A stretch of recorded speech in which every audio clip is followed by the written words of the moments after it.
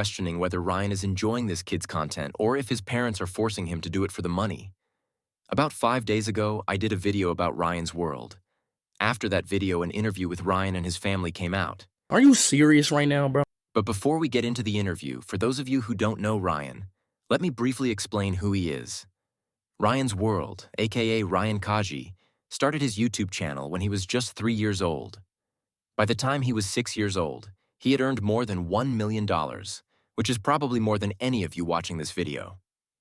Yes, I'm talking to you, the person watching the video. Shut up, bitch. When Ryan's parents realized the potential of the channel, they both decided to quit their jobs and fully capitalize on the opportunity. What year was that when you guys decided to quit your jobs? I think it was 2016. Oh, wow. Yeah. How much as an engineer were you making at that time? About 100K. 100K. Yeah, more or less. Yeah. I was on a teacher salary, so you guys all know what that's like. Thanks to their decision to leave their stable jobs for YouTube, Ryan's World grew from just a kid playing with toys to a full-fledged business, becoming a multi-million-dollar empire in just 8 years. But lately, views of the main channel have been plummeting. A channel that once reached billions of views from a single video now barely reaches 400,000 views, and there is only one reason for this, which can be explained in a TikTok video. Favorite color? I want to see if your truth detector works. Well, obviously. Watch out. Is there a consequence? It's gonna happen. Goodbye, Ryan. What is that? That's why you cannot lie. Daddy, you're up. Well, I'm there. Did you hear the bass in this man's voice? It's deeper than my voice. For those who don't understand, people say Ryan should retire because he's outgrown his content. Content that used to be fun and enjoyable now seems forced and appeals to a smaller audience. Usually, meeting fans is a milestone for any celebrity, but Ryan's interactions tell a different story. Check out the movie. It's coming out August 16th. Thank you. Bye. Especially when he meets young children who admire him. His forced smiles suggest a disconnect between his public persona and his private feelings. The joy that used to light up his face now seems like a well-practiced routine. When asked what his favorite part of making a movie was, Ryan's response was less than enthusiastic. Ryan, what was your favorite part of doing the movie? Hey, good. It was awesome seeing my sisters act in the movie.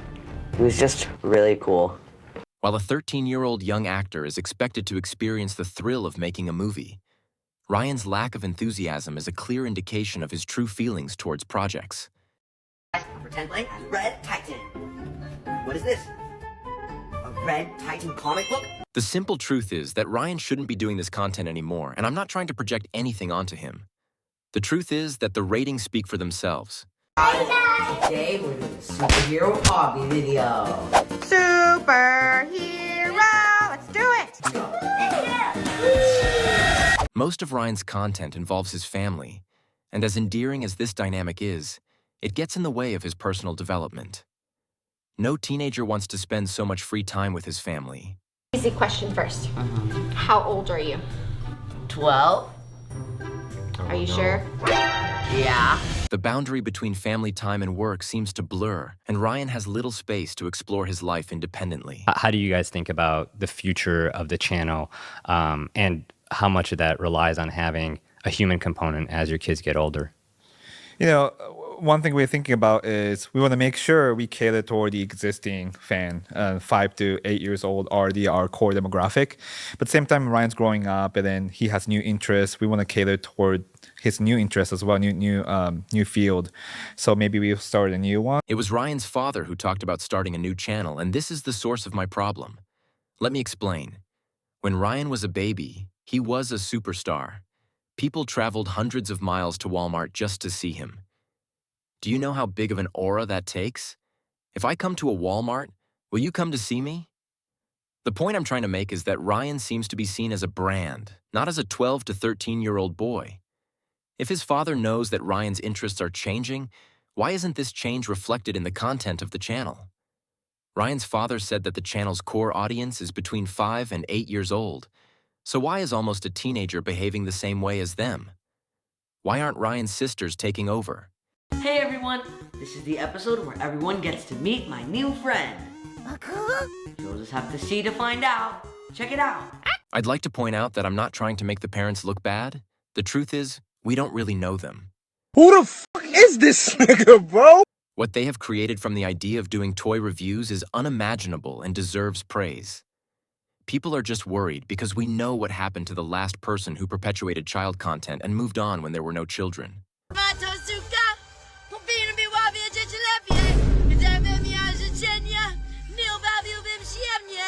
JoJo has completely lost it, and we don't want that for Ryan. People also think there is a stigma that parents of child creators don't know when to stop. Take, for example, the video of a mother who, after their dog died, recorded her child crying and forced them to pose for the thumbnail. So, if you could pray for us, we appreciate it. I love you guys. Bye. Come here. Come closer for the video. Come closer. Come closer. Come closer. Put your head right here. Come closer. Closer. Down. Put your head down here. Act like you're crying. Really quick. I am crying. Just put one hand up. Go like this. No, go like this. Put your hand like this. But let them see your mouth. Or the TikTok mom who makes her daughter behave rudely on camera.